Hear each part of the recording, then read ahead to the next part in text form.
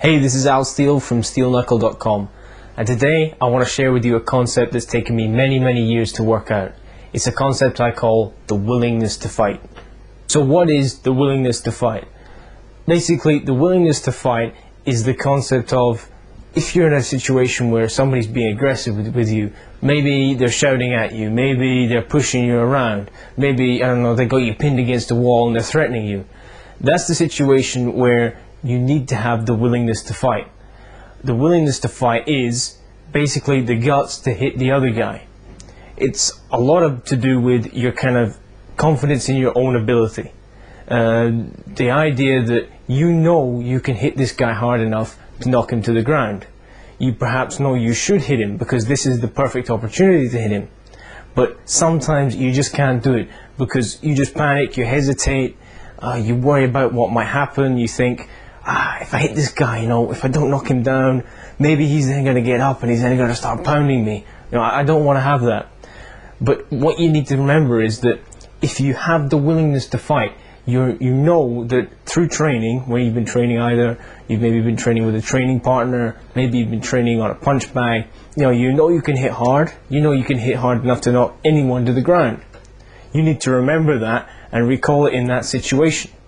So when you're in that situation, you need to stop thinking, what do I do if I miss? What do I do if I hit this guy and he fights back? You just need to think about, I know I can hit this guy to the ground. I know I can hit him hard enough. I need to do it now. Let me give you some background on how I actually discovered this concept. I came up with this idea about 4 years ago, but it took me a lot longer to actually work out what it was all about.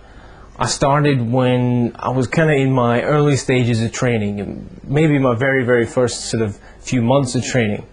I'd become quite confident with my own ability. I knew I could defend myself. I knew I could hit better than other people because I've been practicing the punching techniques. I could kick well, I could kick a lot higher, faster, harder than other people.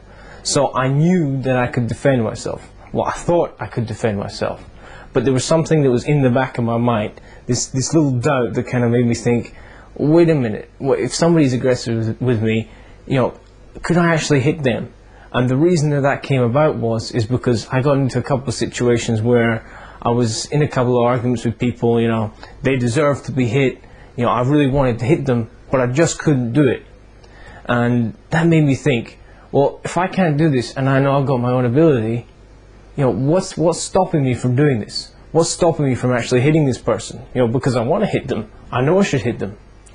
And what I found out is gradually over time, through what I'd studied, I found out that the willingness to fight is the most important thing.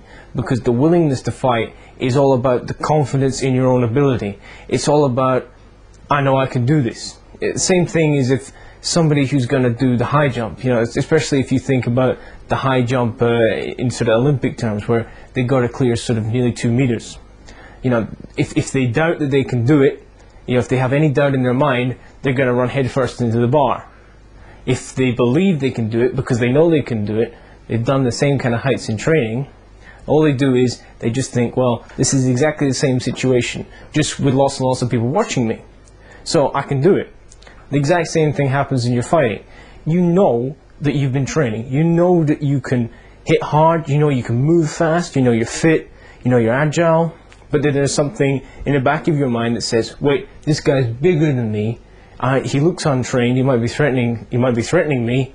But I know that I can hit this guy. I know I can win this fight. That's the kind of attitude you need to have. So why haven't you learned the concept, the willingness to fight, in martial arts or in your self-defense class? Well, one of the reasons is that when you're learning martial arts and self-defense, a lot of the times what you're doing is you're just doing moves. You're not learning about the psychology. You're not learning about the kind of the mind games that go on between an attacker and a victim. And that's really important, because if you get over that mental barrier, because lots of people everyone has some kind of mental barrier in their head.